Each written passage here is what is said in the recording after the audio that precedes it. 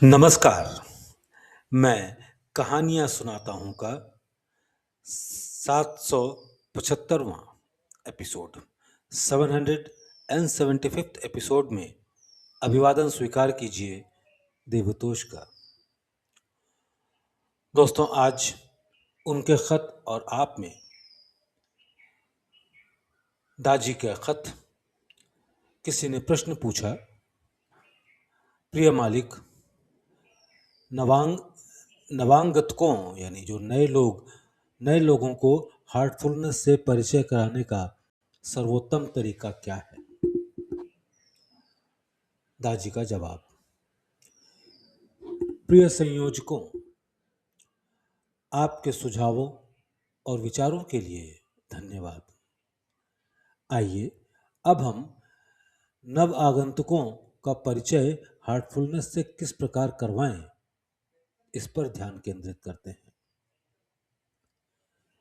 दर्शकों के सामने बोलने से पहले आयोजन स्थल पर समय से पूर्व पहुंचकर वहां की नब्ज को महसूस करने का प्रयास करें। स्वयं को केंद्रित करें और ये देखें कि क्या संप्रेषित करने की ज़रूरत है, ट्रांसमिट करने की ज़रूरत है। प्रार्थना पूर्वक मालिक की उपस्थिति का आह्वान करें और देखें कि वहाँ क्या जादू होता है। जब आप बोलते हैं, जब ध्यान कराते हैं, आत्मविश्वासी और संदेह रहित रहें। वो मालिक ज़्यादा दूर नहीं है और आध्यात्मिक कार्य पहले संपन्न हो चुका है। जो भी लोग आए हैं, प्राणाहुति का जादू उनके हृदय को बांध कर रखेगा। उन्हें प्रेम से अन्य सत्रों के लिए आमंत्रित करें और उनसे कहें कि आध्यात्मिक यात्रा एक दिन में कभी भी पूर्ण नहीं होती। हमें जो भी प्राप्त करना है वो पाए बगैर ये जीवन समाप्त नहीं हो। उन्हें याद दिलाएं कि साल में एक बार आहार पोषण के लिए चैतन्य होना, कभी कभार शारीरिक व्यायाम करना या 3 माह में एक बार किताब पढ़ लेने से हम शारीरिक, मानसिक या भावनात्मक रूप से समृद्ध नहीं हो जाते। प्रत्येक स्तर पर, प्रत्येक आयाम में महारत हासिल करने के लिए उन्हें उस पैमाने को लगातार उसकी ज़रूरतों के अनुरूप समृद्ध करते जाना है।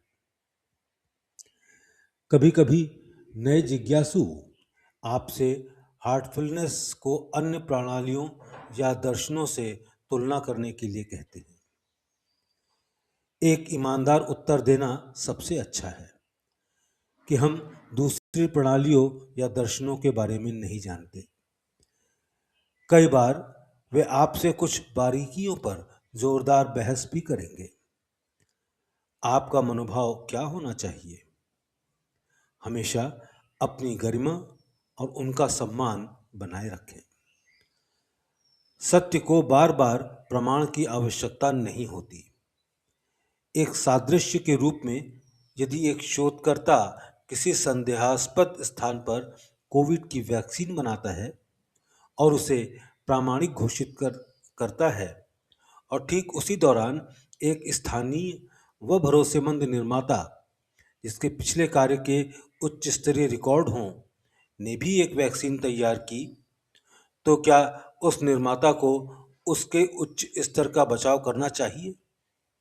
उन्हें नहीं करना चाहिए, न करना होगा। परिणाम स्वयं बोलेंगे। इस प्रकार उनके हृदय हार्टफुलनेस पर एक पुस्तक पढ़ने के लिए पर्याप्त रूप से खुले रहेंगे। इस प्रकार उनके हृदय हार्टफुलनेस पर एक पुस्तक पढ़ने के लिए पर्याप्त रूप से खुले रहेंगे। भविष्य स्वयं बोलेगा। यदि आप दूसरों का विरोध करेंगे तो भले ही उनके द्वारा हार्टफुलनेस का अनुभव किया गया हो और उनकी आध्यात्मिक प्रगति में उन्होंने अंतर भी महसूस किया हो, वे छोड़कर चले जाएंगे और वातावरण को भी तनावपूर्ण बना देंगे। आजकल हमारी तेज सोशल मीडिया संस्कृति के कारण पूर्वाग्रह का रोग बहुत तेजी से फैलता है। कुछ उपासनाओं के बारे में सत्य प्रकट करना जरूरी है। अपने उत्साह को लगाम लगाएं। अपने दृष्टिकोण में सौम्य, विचारशील, मधुर और कोमल बने। यहाँ एक अवधारणा है जो अधिकांशतः काम करती है। भौतिक स्तर पर संतुलित आहार और नियमित व्यायाम से शरीर समृद्ध होता है। मानसिक स्तर पर हम स्वयं को शिक्षित करते हैं, मनन करते हैं और विभिन्न स्रोतों से सूक्ष्मतर स्तर पर सीखते हैं। आध्यात्मिक स्तर पर हम आत्मा को कैसे समृद्ध कर सकते हैं? संस्कृत में हम आत्मा को समृद्ध करने को प्राणस्य प्राणः प्राप्त करने से वर्णित करते हैं। यह सूक्ष्मतर स्तर पर संपन्न होता है। हमारे फार्मेसी कॉलेज के दिनों में हमने कुछ केमिस्ट्री के शिक्षकों से पढ़ाई की थी और हम उनका विशेष नामों से वर्णन करते थे। एक प्रोफेसर मेरे अधिकतर मित्रों में भय उत्पन्न करते थे। हम उन्हें टेरर कहते थे। एक दूसरे प्रोफेसर अपने पढ़ाने की गति के लिए जाने जाते थे और एक थे जिन्हें हम समझ ही नहीं पाते थे। लेकिन एक प्रोफेसर इतना गजब पढ़ाते थे कि हमें वो विषय दोबारा कभी देखना नहीं पड़ता था। हम पुस्तकों की सहायता से दूसरे प्रोफेसरों की मदद के बिना भी पढ़ाई कर सकते थे। लेकिन वो प्रोफेसर जिन्होंने वाकई में हमें पढ़ाया धन्यवाद के पात्र हैं। इन प्रोफेसर के साथ केमिस्ट्री जीवंत, अधिक आनंददायक और सृजनात्मक हो गई थी। हमारे विशिष्ट प्रोफेसर फार्मोलॉजी के भी थे। वे कनाडा से भारत में शिक्षक की नौकरी करने के लिए आए थे और हमारा कॉलेज भाग्यशाली था, वे वहाँ पढ़ाने आए। उनके पढ़ाने का तरीका अद्भुत था, लेकिन स्टाफ के सदस्यों ने उनका जीना दूभर कर दिया क्योंकि वे बहुत अच्छे थे और वे हृदयाघात के कारण चल बसे। मैं उनकी अध्यापन शैली और प्रतिबद्धता की हमेशा सराहना करता रहूंगा। ईश्वर दिवंगत आत्मा को शांति प्रदान करे। तो आपने देखा कि लोग हमेशा हम में जीवित रहते हैं, कुछ अच्छी यादों के साथ, कुछ कम अच्छी यादों के साथ। मेरे कॉलेज के दिनों की कुछ जानकारी आपके साथ साझा करके मैं जो बात कहने का प्रयास कर रहा हूं वो ये कि जो संदेश हम देते हैं वो हमारे अस्तित्व का सार लेकर चलते हैं। चाहे विषय फार्माकोलॉजी हो या रसायन शास्त्र। हम बगैर प्रोफेसरों को भी पढ़ सकते थे, लेकिन वो एक निर्जीव पढ़ाई होती। एक खराब शिक्षक के साथ भी हम कुछ न कुछ सीखते ही हैं। आध्यात्मिकता में अध्यापन जीवंत हो जाता है।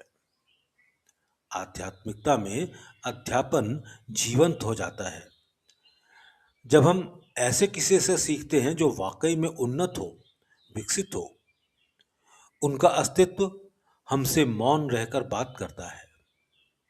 उस क्षण जब हम हृदय की गहन शांति में उनसे जुड़ने का प्रयास करते हैं तो उनकी शक्तियाँ, उनकी बुद्धिमत्ता, उनका अस्तित्व हम में प्रवाहित होने लगता है और अंततः ये कुछ समय की ही बात होती है जब वे हमारे सामने प्रकट किए जाएंगे। अर्जुन को भगवत गीता को प्रवचन के रूप में नहीं बताया गया था। भगवान कृष्ण द्वारा उन्हें सीधे संप्रेषित किया गया, ट्रांसमिट किया गया। महान मालिक से प्राणाहुति उनके अस्तित्व का सार लिए हुए हम में प्रवाहित होती है।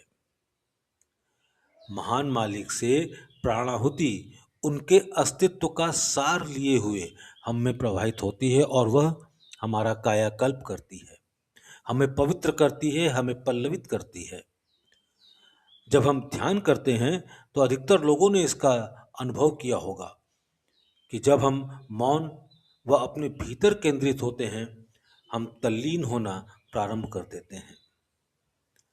हमने देखा है कि ऐसे शांति के क्षण कितने प्रभावशाली हो सकते हैं।